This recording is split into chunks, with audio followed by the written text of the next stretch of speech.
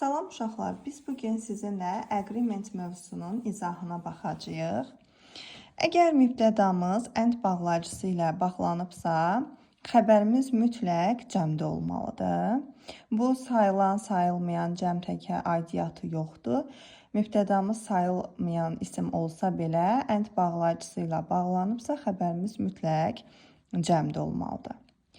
And bağlacısı əgər dırnaq içərisinə verilibsə, xəbərimiz tək olur. Çünki iki şey bir şey ifadə edir. Hər hansı bir kitabın adını, filmin adını ifadə etdiyinə görə xəbərimiz təkdə olur.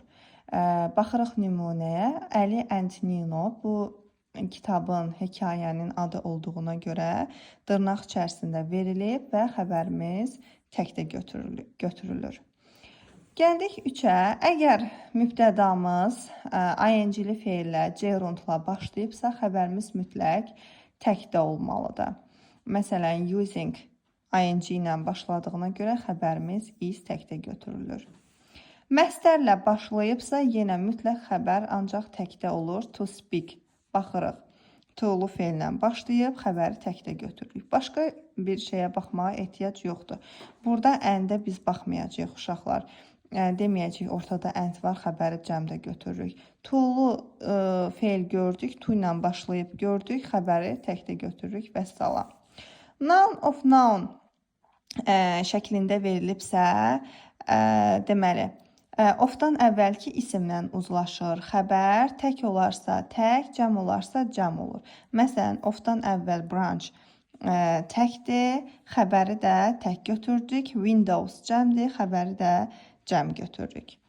Neither nor, either or, not only but also şəklində bağlayıcılar olarsa, nor, or, but also-dan sonra gələn mübtəda ilə uzlaşır xəbər. Təkdirsə tək, cəmdirsə cəm olur. Məsələn, her friend tək olduğuna görə is, her friends cəm olduğuna görə are şəklində olur.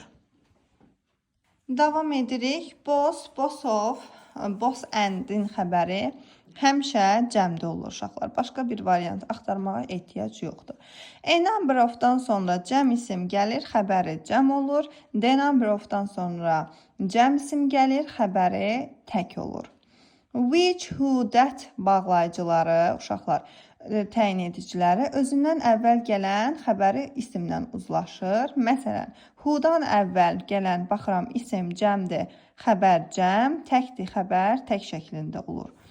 Each, much, either, neither, neither, one bütün törəmələr, məsələn, someone, somebody, somewhere, something, anyone, everyone, hər törəmənin xəbəri tək olur. Several, both, some, several, both, many, few, others. Bunların xəbəri isə cəmdə olur. Demək, some, any, no, all, more, most, faiz bildirən sözlərdən sonra tək isim gələrsə xəbər tək, cəm isim gələrsə xəbər cəm şəklində olur.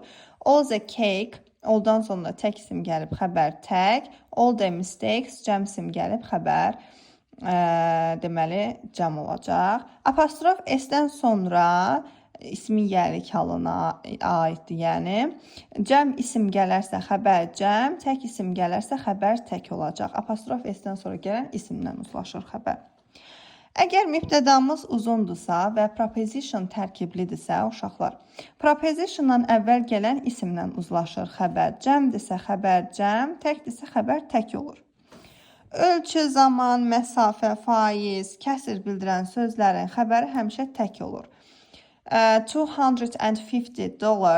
Burada cəm görür uşaqlar, xəbəri cəm götürür. Ancaq bu məbləğ bildirdiyinə görə xəbəri təkdə olacaq.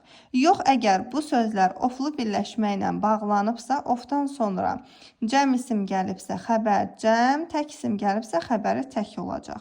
Məsələn, one third of the tables, tables burada cəm olduğuna görə xəbər cəm, the earth tək olduğuna görə xəbəri tək şəklində götürürük. Hər kəsə uğurlar.